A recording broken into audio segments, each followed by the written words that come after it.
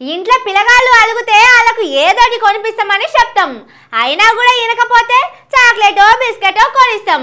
అయినా ఇనకుంటే బయటికి తీసుకుపోయి బిర్యానీ తినిపించి ఐస్ క్రీమ్ కొనిచ్చి తీసుకొస్తాం. ఇప్పుడు కాంగ్రెస్ పార్టీలో కూడా అదే నడుస్తున్నదట. ఎట్లా చేసినా ఆయన తొవ్వకొస్తలేడట. ఇక్కడ ఉంటే ఇనేటట్టు లేడని గాలి మోటార్ ఎక్కించిండట. ఆ కథేందో అరుచుకుందాం పండ్రి. అత్తగారింట్లో యారాన్లు కొట్లాడుకున్నట్టే అవుతున్నది కాంగ్రెస్ పార్టీలా. జీవన్ రెడ్డి అడుగుతోని షురువైన పంచాది ఆఖరికి పాతోళ్ళు కొత్తోళ్ళు అనే కాడికొచ్చింది. శానా దినాల సంధి గాంధీ భవన్ గోడల సాటుకు దాక్కున్న ఈ ముచ్చట మళ్ళీ పరి ముంగడబడ్డది.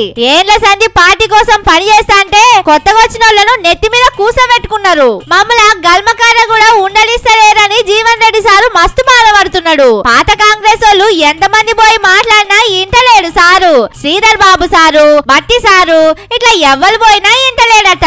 రాజీనామా పెడతా, రాజకీయంలోనే ఉంటా అని చెప్తుండట.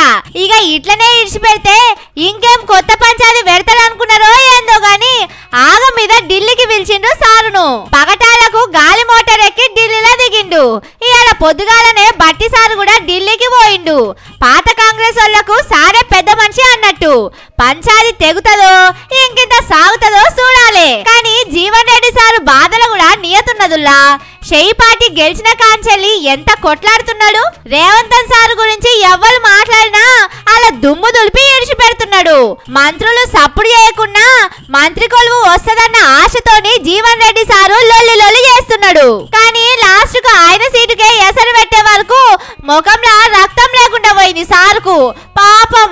కానీ గంత పెద్ద మనిషిని బాధ పెట్టుడు పద్ధతేనా రేవంత్ సారు? చిన్నారెడ్డి సారుకి ఇచ్చినట్టు ఈ సారు కూడా ఏదోటి ఇయ్యరాదుండ్రి. కానీ సారుకు తెలియని ముచ్చట ఏందంటే తెలంగాణ సర్కారు కాంగ్రెస్ పార్టీ మొత్తం Revanth sir, Ponguleti sir, Narender Reddy sir చేతుల మీదకెళ్ళే నడుస్తున్నాయి. ఢిల్లీలో ఉన్నోళ్ళు వాళ్ళను కాదని ఏం చేస్తలేరు.